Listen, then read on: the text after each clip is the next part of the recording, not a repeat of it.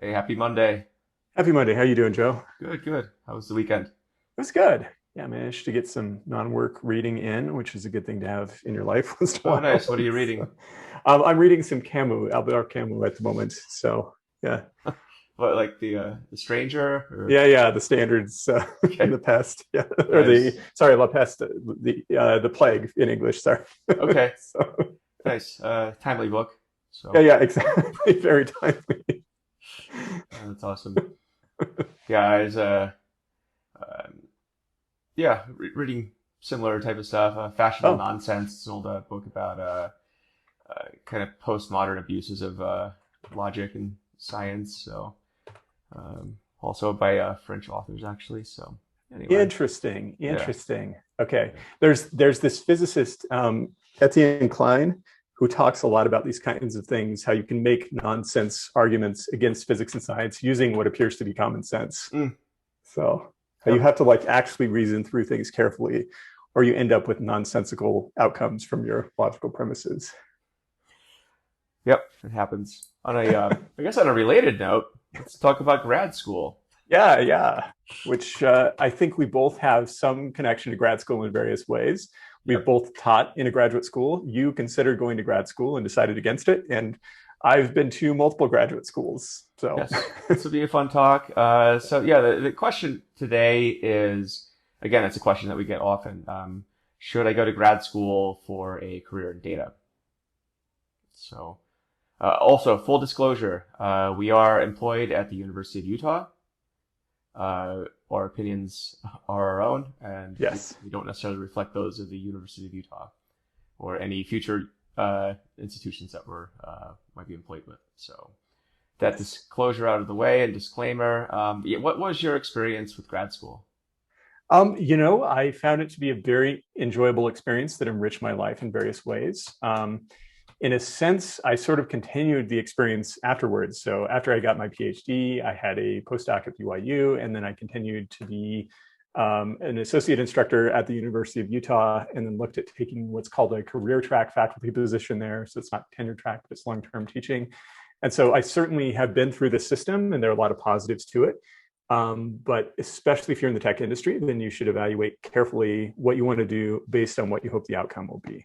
So I think, go ahead.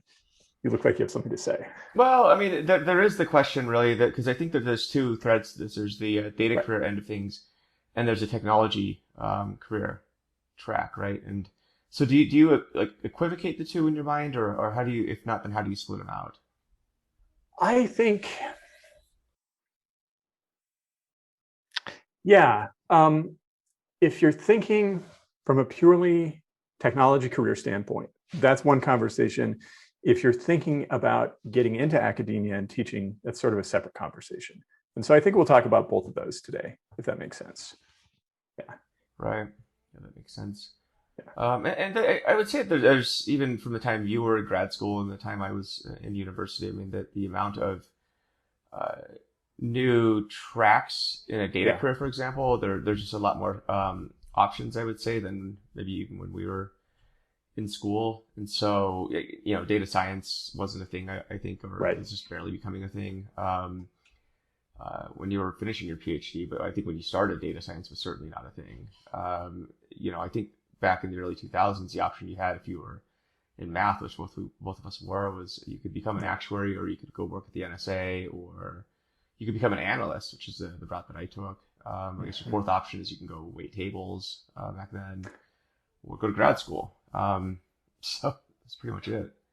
Well, but what I would say is that I think people come out with a degree and they sort of end up tracking themselves into what they've seen other people do. Hmm. But the reality is, education opens doors to all kinds of different things. It's Right. just you're going to have to go out and hustle to get into something that your education doesn't directly point you toward. And so I feel like with a math degree, a computer science degree, the reality is you can do all kinds of different things if you put your mind to it. But that's partially why it's important to actually figure out what you're interested in doing and make Yeah, a very clear-headed decision. Like you don't necessarily need that degree even for the tech industry, which is this is kind of very what stimulated true. this. Yeah. Yeah, because I think, as you point out, hustle and just the ability to leverage whatever skills you have to get Yeah. to where you need to go and figure out your path along the way. I think that's just a skill that I think irrespective of a degree, will make you successful, right? So I know plenty of people who don't have a degree who are very successful and very wealthy and actually employ people with very advanced degrees. So it's kind of funny how the world works. But the key ingredient I think those people had is they just went out and did stuff. Like they weren't sitting there looking for instructions or, trying to follow the path that everyone took. They just sort of picked the path and just did something and happened to make a lot of money along the way, right? So I'm not saying that's for everybody, but again, the ingredients that are going to make you successful with or without a degree is just, I think, your ability to get out there and just get stuff done. I think that's absolutely right. Yeah. And that's especially true in the tech industry. Not every domain is a meritocracy like this, right? Like back in the 19th century, you used to be able to just apprentice at a law firm and become a lawyer. You can't do that anymore. You basically have to have a law degree. You have to go through the system to get that job.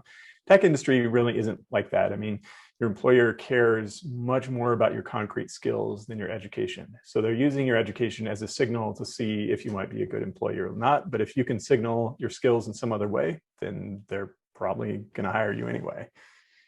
Yep.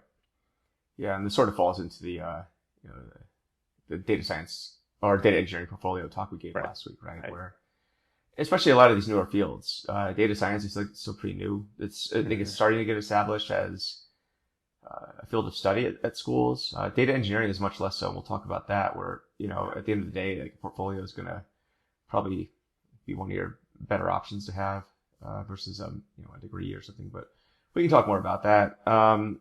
Any other considerations for grad school? Let's see. What did I put in my notes here? So I made a list of things which will kind of stimulate the conversation. I think we can just read off from my notes. So where are you now in your career? Where do you want to go? What are your short and long-term goals? Like very specifically, where do you want to end up?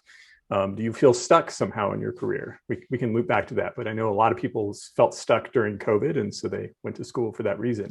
Are you interested in a formal research position, either in academia or in a private research lab? And how much do you care about the notion of experience? In other words, the experience of going to graduate school, of doing research, of teaching, of meeting, a whole class of people who's interested in things similar to your interests.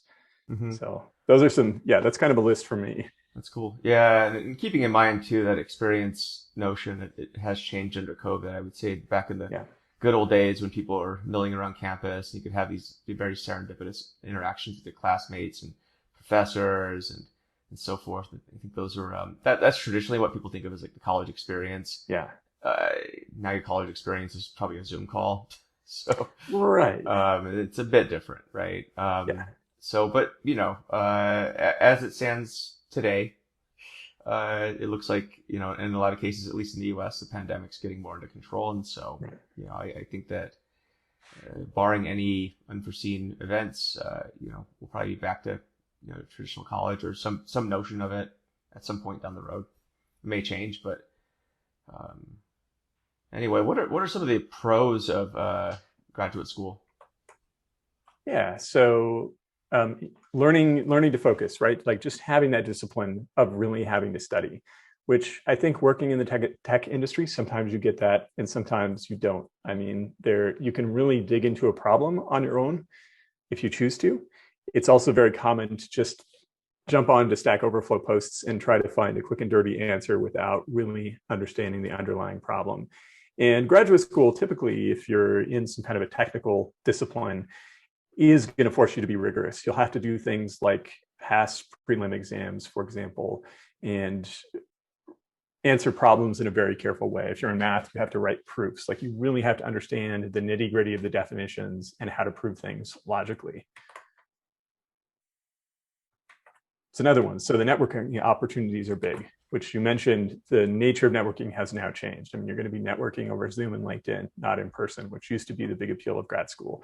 You get to meet a lot of professors who had done great work and talented students, and you would actually run into them in the halls. You'd go to lunch together, get coffee together, have conversations, have seminars, give talks to each other.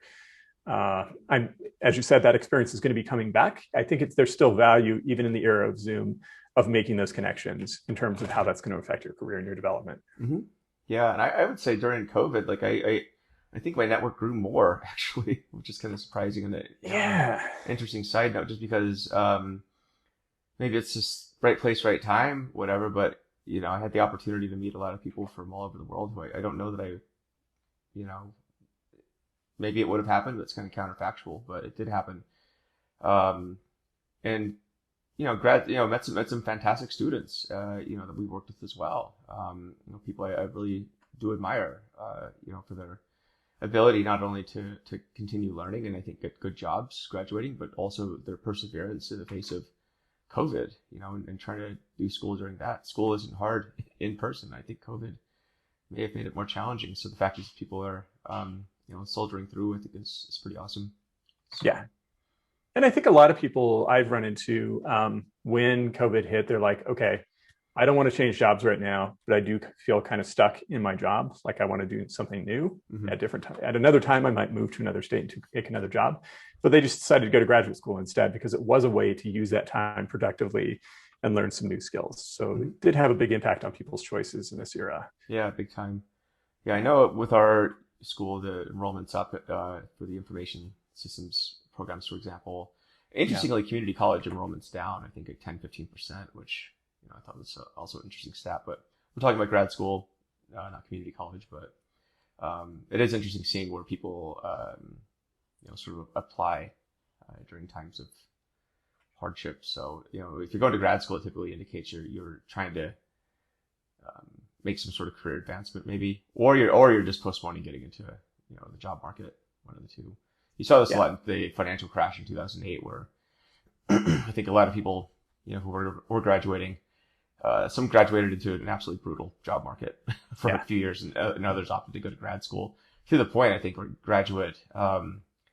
people with graduate degrees, I think it was a record high. I think there was a stat, something like that. But at the same time, you also saw like a giant ballooning of student debt as well. So there's that. So. Yeah, and that's the thing. I mean, I'll have to try to dig up some actual studies, but at least my understanding is if you do like studies across the whole cohort of people who get PhDs or master's degrees, it's not clear that financially it pays off in a very direct way. But there are a lot of other intangibles, right? And I would also say that for certain people, it pays off very, very well. But you got to decide if that's going to be you or what kind of value you're specifically going to find in getting that degree. Mm-hmm.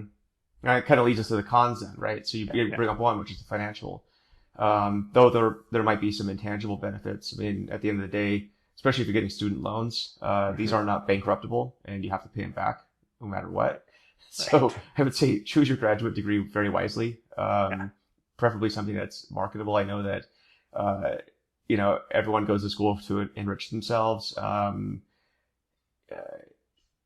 can make an argument. You can enrich yourself, by, reading books and making friends and having good discussions about those books. If it's not a degree that I think that's going to have a good ROI, my personal preference is figure out a way to learn that subject. Again, that's me. You're free to do whatever you want. Yeah. Although, okay, I'm going to make a comparison with you though. And I'll say that you really enjoy like working out to an extreme degree. Like you're certainly in a high percentile in terms of how much you like physical fitness, which is awesome. So things like CrossFit and climbing, and you were even a professional climber for a while in another age. So, those things too, you could say, well, what's the ROI on those? And I think for you, there is a big ROI. It's not an immediate financial ROI, but there's just this quality of life. There's challenging yourself. There's pushing yourself. And grad school can be a combination of like the personal development, self-improvement, and the financial part. And sometimes you need to take all of that into account. I'm not saying you should go to grad school, but I'm saying, look at the whole picture. I think purely from a financial perspective, it might or might not make sense. But if you're looking at personal enrichment and the financial together, then it might make more sense for you. It totally could, right? Yeah. And so I know people with, seemingly ridiculous degrees that, that wouldn't seem to make any money out of the market, right? And they still do okay. I think a lot of it though comes back to the person and kind of your objectives, really. Like if you have a goal, or if you're just the kind of person who's just driven no matter what, like you're gonna succeed no matter what, right? So yeah, because on one hand, I think like there's the financialization of the degree, and I can definitely see some merit to that idea. I mean, that's one I mostly subscribe to. It's just I don't really like taking on debt unless it's going to produce some sort of tangible outcome. Yeah. At the same time, there's plenty of people that get degrees and, and maybe don't do anything with them. So Yeah. that happens a lot. So, but again, I think the people we're talking about, in this talk, assuming you're going to grad school, like you want a career in data, right? So this is something you want to do. You've probably already decided that this is, a career that you want to be in for a while and that you just want to go to grad school in order to grow, right? If you're going to go study 18th century Spanish literature, for your data career, you'll make some creative machinations and probably figure that out to how to segue that in data. You might be an absolute genius. And I'd love to talk about your experience if you do succeed in that. There's also opportunity cost, right? Going to grad school, there's opportunity costs, especially if you're leaving the workforce going into grad school. You can take an executive program, and if you don't mind working like all the time for the next few years, go for that. Otherwise, you're going to be working all the time anyway in school. So, yeah. Well, one thing I'll point out with technical disciplines is that there often is funding available that will pay you during your degree. Now, it's not a lot of money. It's basically like starvation wages for one person. So just be aware of that. But a lot of people make it through math PhDs without any debt, for example, just by TAing and with other fellowships and such. Oh, and your employer might pay for it. That's the other thing. And your employer might pay for it too. I mean, if they have tuition reimbursement, I'd be all over that. Yeah. Not even thinking twice. That's free money and an education. Like you should totally do that. But you are working all the time. So that's another kind of opportunity cost, right? Like you could be doing your own learning in that time. Or not learning and just going and having fun too. There's a case for that too. I mean, not you don't have to spend your entire existence learning. Sometimes I highly recommend against it. Because then you end up like us. So. It happens, right? Yeah. I think some other cons, with it, I'd say it's not really a con, they're just considerations, right? So, and not all schools and programs are up to date. And I'm actually going to disagree with you on that one slightly. I'm going to say that they're almost never up to date. I'm sorry to say that, but it's almost, I rarely have seen a class where it's like, oh yeah, where you're going to learn the latest, like the very latest techniques in this class. Computer science classes, like they're very good at getting into the theory, but they tend to use older languages and not super current practices otherwise, to be quite frank. I'd say maybe, if you go into, a university around the Bay Area, for example, like Stanford or Berkeley, I would say, your professors are going to be a lot more current and probably teaching you the cutting edge stuff. The crux is that you have to get into these universities, right? So it's not like your typical state university. These people who get in, they're, a special breed typically, or they just got really lucky. But yeah, I would say that, for, if you're not talking about, universities that are in like a tech hub, for example.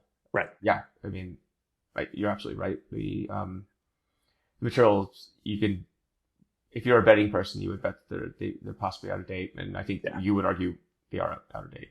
So. Well, and even at Stanford, all my friends who went to Stanford, this may have changed, but they all had to learn Lisp, and they almost universally hated learning Lisp. I mean, it's supposed to teach you a lot about the theory and structure of programming languages, but they're like, it's this really weird language, and all the academics love it, and almost no one uses it in the real world. I mean, there are a few exceptions, but that was their experience. Yeah. Have you learned Lisp? I have not learned Lisp. So. No, never learned Lisp. And, but yeah, it's, and I would say not all schools are created equal either, right? Really? So if you got a degree at Stanford or Berkeley, for example, that's going to be a much different experience than, Evergreen State College. Not picking on them, but just saying. So, but again, it's also one of those criteria you got to evaluate. Like, am I going to school because I'm going to school at a cool place, or am I going there to go learn something? And that's challenging because in the data field, things are moving so fast. The learning something part is the thing I'd be concerned about, right? So if I'm going to spend this amount of money, this amount of time, what am I going to pick up? Am I going to pick up something that's current? I know in our class, we do our best to try and show techniques and technologies that are current. Probably more current than most employers' technologies and techniques. And I think it's to drive home the point that, I guess we're just trying to do things differently, at least with our class. So. Yeah, yeah, I agree. And I think, I guess that's what I'd like to see from grad schools. I think it's perfectly fine to teach Lisp for undergrads or graduate students, but it's also good to have a mix of more concrete skills that you could use just right out the gates. Even encouraging graduate students to get certifications, for example, Mm-hmm. would really help people who are looking for a very concrete career when they finish, who think that they might be working at a startup, for example, and will need to manage infrastructure Mm-hmm. or data infrastructure for that matter. Yeah. Yeah. Yeah. So I don't know. What are some programs you would suggest for maybe we'll start with data science. Yeah, I think math has served a lot of people well, to be frank. Just like, well, we can even start with like the basic undergraduate math degree has served a lot of people well. I think it served you well in your data career. And Mm-hmm. the same thing goes for getting a master's in math. It does not apply directly to data, but it teaches you a lot of logical reasoning skills. And you're basically signaling your abilities in some sense, and your ability to acquire new information and understand things deeply. Mm-hmm. And I would Yeah. parallel that with if you can get a degree in statistics, I think Yeah, that sets you up very, very well for a it career in data does. science. Like that, statistics literally underpins most typical analytical and at least we're talking about statistical learning, Yeah. the methodology of machine learning, then you'd have a very good grasp of that. And you'll cover things like stats, probability, I think, and all the related techniques. Um, that again would give you a really good background just to be a very solid analyst and machine learning data scientist. I don't know if they teach deep learning in those, but if you understand like derivatives and you're just calculating errors and stuff, like you can figure out deep learning. It's obviously there's some nuance to it, but again, like if you have the cornerstone, like the mathematical building blocks, like linear algebra, calculus, stats, probability. Um, Anything else I'm missing there? No, no, I think that's basically right. I mean, there's also just the whole broad applied math discipline, which is about Yeah. things like applying differential equations to practical problems in, well, at the University of Utah, they have a big what's called math bio program. So applying Mm. mathematics to biological systems.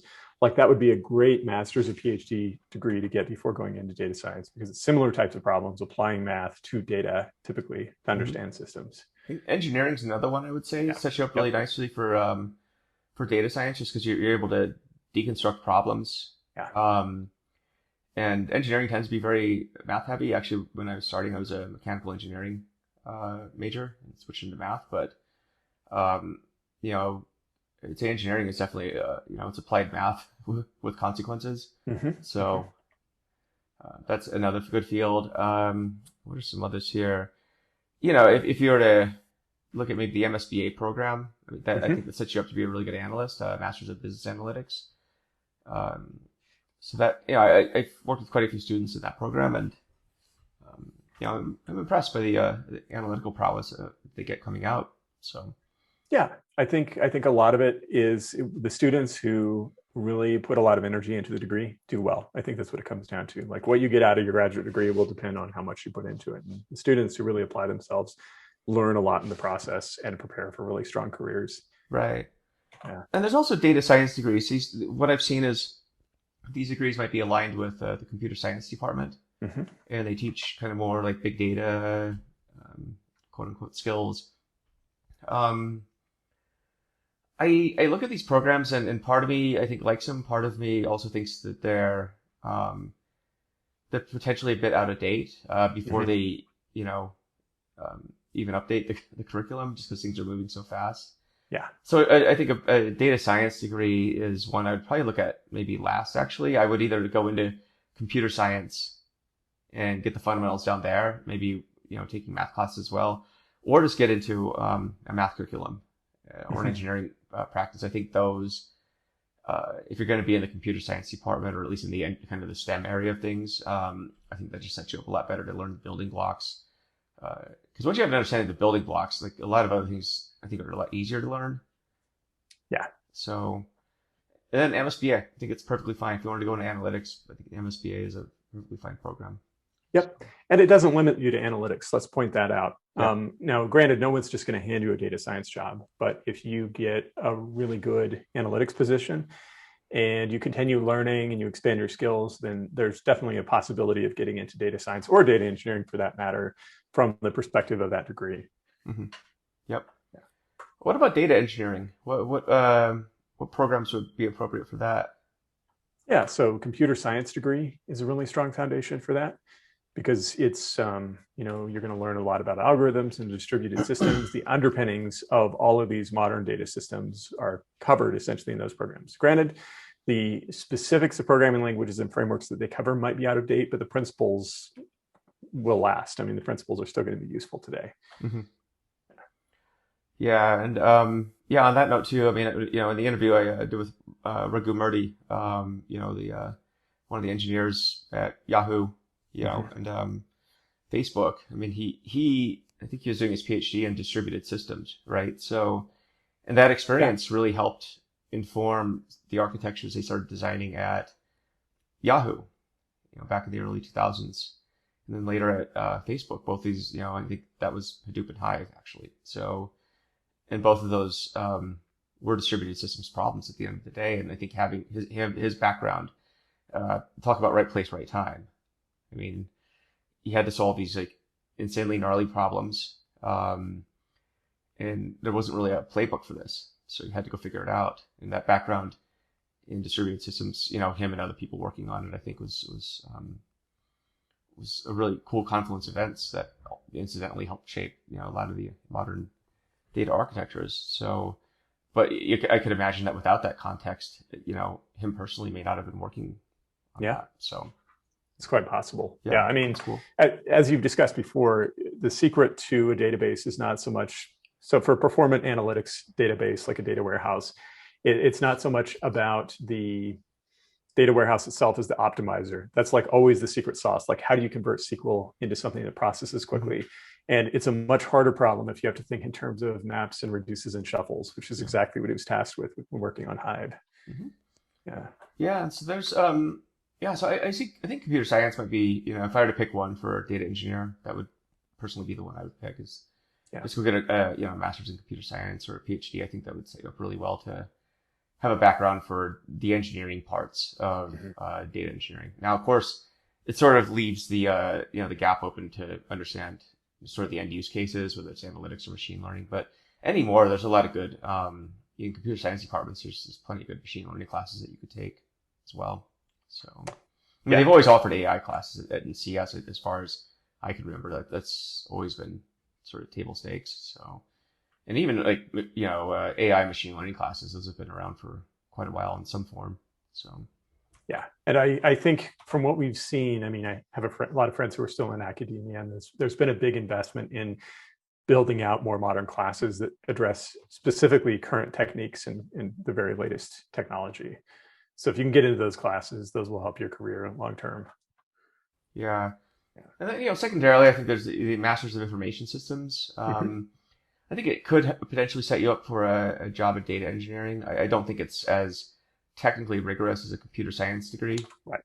But if you wanted to be like an ETL developer or just work in data warehousing, I would say stuff that's not going to require as much thought into the architecture of robust computing systems, and an MSIS is a perfectly fine degree. Yeah, and again, it's what you do with it ultimately that's going to determine your career trajectory. It can be a good foundation for a lot of different things if you really invest in your learning and development afterward and during too. Yeah. Cool. Let's see. Last thing. What about boot camps? Would you suggest a boot camp over grad school? I think it really depends. I think my perspective is that boot camps are good. They're a good launch pad for a lot of people, but they're not necessarily the place where you get advanced skills. So I kind of feel like the boot camp is going to be good for you if you're making a huge change in discipline. So say you're already a software developer and you want to go into data engineering or data science, then maybe think about a boot camp, and that should get a foot in the door at a job where you'll continue to develop in that discipline.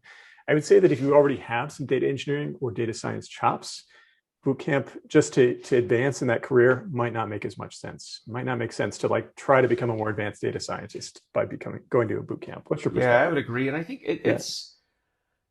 I just think that the crux is evaluating which boot camp to attend, because it seems like they're kind of all over the place in terms of outcomes and quality. So the evaluation criteria I would use is talk to people who have finished these boot camps, get their experience.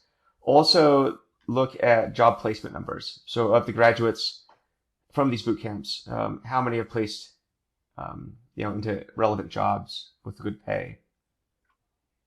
So, yeah. I mean, because the problem is, it reminds me a lot of like the kind of the problems that plagued for-profit colleges back in the day, which was, it was just a mill, because it's for-profit. These boot camps are mostly for-profit, and they, make a lot of money, and so you just want to make sure the incentive of the school is aligned with the outcome that you want, which is hopefully a job, right? So, and not just any job, but, a job that's related to data and pays well. Yeah. I would say if you are advanced and you just want to you want to really strengthen say you're a data scientist and you want to get much better at deep learning, for example, there are some alternative boot camps that are actually more self-study programs where you go there and you set your own program and then you just interact with the other students to learn. There's one called the Recurse Center in New York City. It's a for-profit type program in the grand scheme of things, but it's really designed for self-study. I had a friend who went there and was very successful out of it. He went from being a math professor to a software developer just by participating in that program for a couple months. And I think from what I've heard, you could go there and really improve your even data engineering skills in a couple of months. So that's cool. And there are probably some others too, right? Like we've seen some other data engineering boot camps that are maybe a little more self-study oriented. But I think more in the data science area. I don't think that there's that many data engineering boot camps out yet. Yeah. Partly because it's a new field. I would also question what would you consider data engineering, right? At least data science, for better or for worse, has at least had time to consolidate curriculum and best practices, whatever those are in data science. But data engineering, I'd be highly skeptical of a boot camp at this point, just because the field is still fairly new. Yeah. I mean, there's not even a consensus definition on what data engineering is. Or what the basic skills are. I mean, everyone kind of has a different definition. And it's a moving target. So even if you did define it today, because of the nature of the changes in best practices and tooling and everything else going on right now, I would be very hesitant to, spend the time focusing on, learning a bunch of random tools, for example, and then they're all out of date, which I think is what a lot of these boot camps do. And that's why I would say, if you're going to center on something, maybe just go get a degree in computer science, because at least you're focusing on some things that are somewhat immutable. Right. The building blocks that you can use to build systems. So yeah, I agree with that. And of course, assess how much it's going to cost you. Are you going to be in indentured servitude with debt, or do they pay for it? Some of these programs, they just take a percentage of your salary. That might be a little more compelling if you find something like that. So Yep. Awesome. So I think to recap, should you go to graduate school for a data career? The answer is maybe. Yes. There's a lot of things to consider, and probably quite a few other things to consider that we haven't talked about here. But I think we've given a baseline assessment. So it was a good conversation to have, because it comes up all the time, and we've never really sat down to talk about it carefully like this. Nope, not at all. Sure, we'll be talking about this more. These questions do seem to pop up quite a bit. So expect some variation of this at some point in the future. So. Well, awesome. Well, until next time, we'll just keep up the good fight with data, and we'll talk to you next week. So see you next week. All right. Bye-bye.